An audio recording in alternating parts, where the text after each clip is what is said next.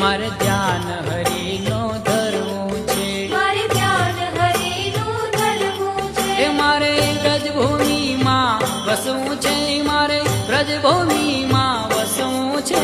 ધની એકાદશી એકાદશી કરી દે તો વ્રજ સુખ પામીએ.